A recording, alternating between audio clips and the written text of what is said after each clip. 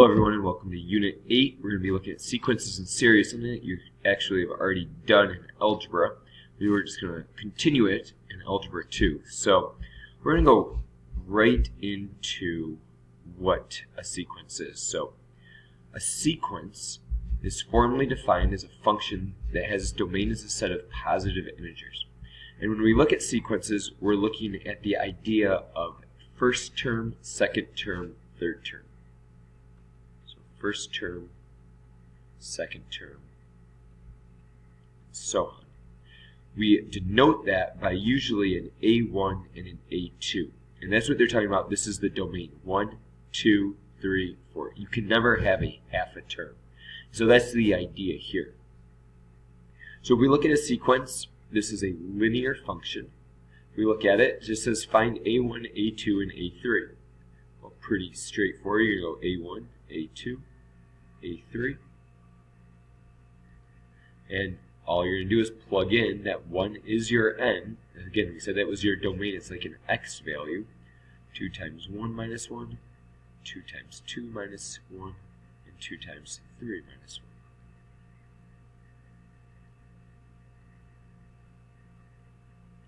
And then it would say which term. Again, this is your n value.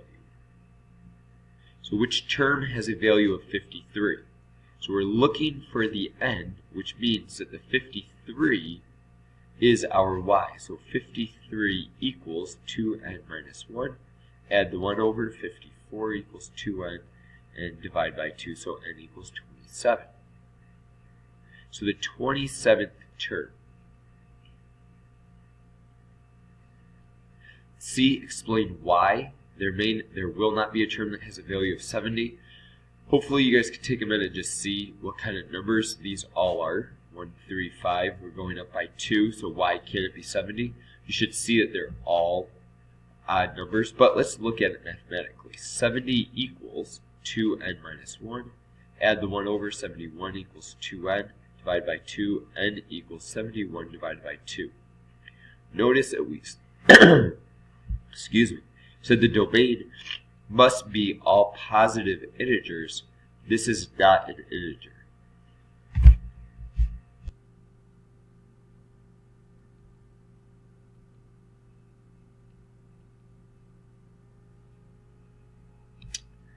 And we know that 70 would be an even number. So moving on. When we look at arithmetic sequences, we're going to think back to that bungee example that we talked about in algebra. So we did this experiment with the bungee cord where you put weights on a rubber band and then stretched it out. So in one such experiment, for each ounce of weight added to a 3-inch rubber band, the rubber band stretched about 1/2 inch. What you guys are going to do is describe the relationship between the weight added and the stretch of the rubber band, what type of function is that, and then fill in the table below. And then you're going to see if you can explain why it's an arithmetic sequence, reading C, and then we're not going to worry about D. Okay, so pause it, fill it in, see if you can do A, B, and C, and then I'll come back with the answers. So hopefully you got these answers of 3 to 5.5 to 28. Now the question is, how did you actually get 28? And hopefully you realize that we always have 3 inches. And how many weight or how many ounces did we actually add on? Well, we added on 50 ounces, which increased it by 1/2. And the same thing with 99. This would have been 3 plus 99 times 1/2. And so the nth term is 3 plus 1/2 times n. So hopefully you guys understood that you started at 3 and then you added a half on every time for every ounce that you added on. And that's why it's arithmetic growth. So if we're going to do a next now equation, and these are really important, next now is the idea of a sequence. Is that you remember that next now always starts as this. Next equals now plus or minus something, comma, starting at and a number. That's what you always will do in next now. And so next now, in this case, will be next equals now plus 1/2 starting at 3. Let's try to make that one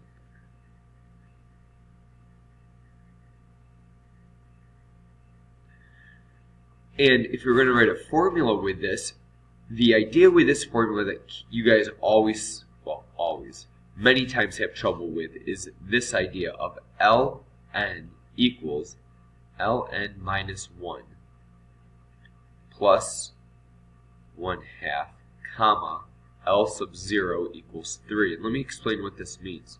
This is just another way of writing next equals now plus 1/2 starting at 3. This L sub n minus 1 is the previous term. Well, that's your now term. The tricky thing with recursive formulas is that you can never actually start somewhere besides the beginning term.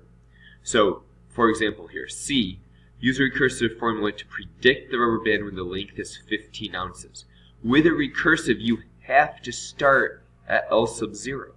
That's what it tells us here. And to get to the 15th term, you have to keep going.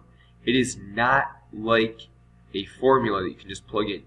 You have to go, okay, that's 3.5. This is 4. This is 4.5. Why are we doing this? Because we're adding a 1/2 inch every time. Then you would have to keep going until you got L15, which is 10.5. But a recursive formula, you cannot, let me repeat that, you cannot just plug in. You have to keep going until you get to L15. Okay? Let's move on to the next page. Now, as we said, the recursive is not nice to just plug in. The part D says now write a formula that is involving n, not ln minus 1. And we already did this. If we look at it, L sub n equals, well, to just plug in, we already did that with the table. 3 plus 1/2 times n. And another way of writing this could have been L of n equals 3 plus 1/2 n. And that's exactly what we're doing right here. Why does it make sense to call it a function formula? Because you're just plugging in. And that's what a function is. N is your domain. It's your input. L of n is your output, which is your range. And therefore, that's why it's called function notation. So we just did rewrite it. We just rewrote it. That's what this is.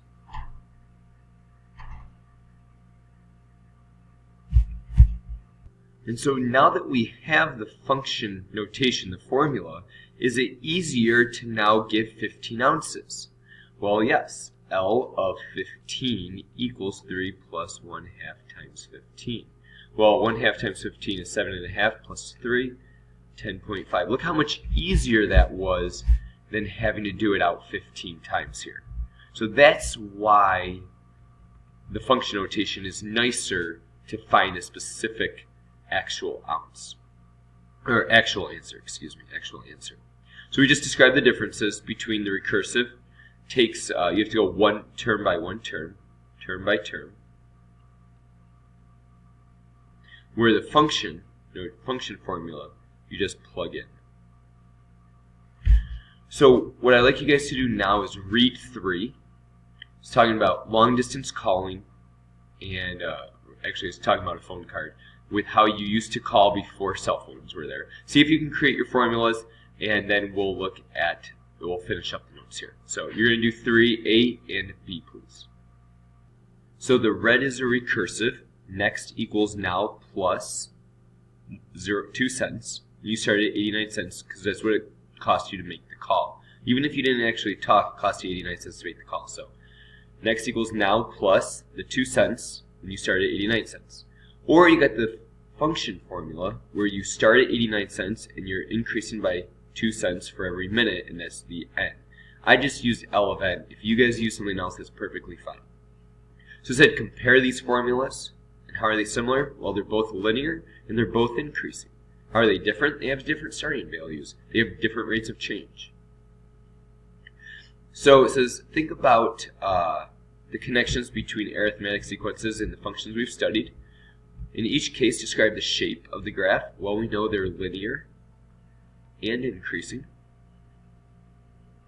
Okay, if we were to draw them out, it would look like that. And what is the slope of each graph? The slope of each graph is what we are increasing by. It is the next equals now plus part. It's that plus part of what we're talking about. So it's the addition or subtraction part.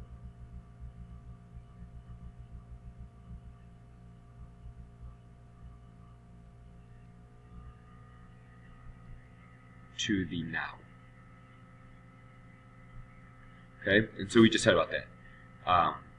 Where does it occur? It occurs right with the now. We're going to skip 5 for now, and we're going to go right on to the review pack page. So flip over to that. And if we look at this, we're going to see that these are the formulas that we tend to use. And we're going to talk about more of this in class. But these are the formulas that we use for arithmetic sequences. And we're just going to do these examples 2 and 3 and 4, and then we will finish up the previous example we skipped in class. So if we look at this, whenever you see n minus 1 like this, whenever you see that, and you have an f of 1 equals negative 2, you think next equals now. Okay, and this is your starting at.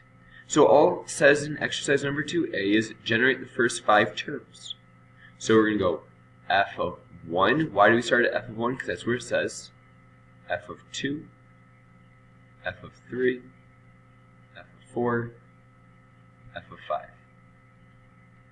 F of 1 we know is negative 2. So next equals now, negative 2 plus 5. Negative 2 plus 5, 3. Next equals now, 3 plus 5, 8. And then you should start to see the pattern. We're adding 5 every time. So there's 13 and 18. And you just got the first 5 terms. Now it says determine the value of f of 20. If we wanted to keep going, we could keep doing this, right? We could keep going out each term. But let's think about it, the hint here. Think about how many times you have to add 5 to negative 2 to get f of 20. Here's the key. We're starting at 1 and we've got to get to 20. How many 5s is that? It's not 20. It's 19. So we have 19 times 5, which is 95. Then we're going to add that to negative 2 to get your 93. This is determine an explicit formula for this sequence. An explicit meaning function. That's another way of saying function notation. So take a minute and just try to figure that out.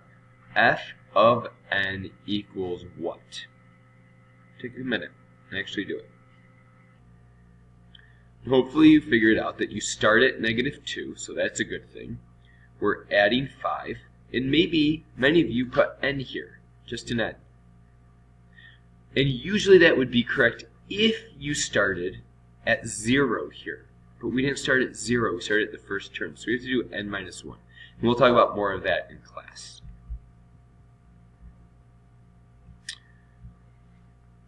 The last 2 examples here, take a minute. I want you to pause it and actually do this.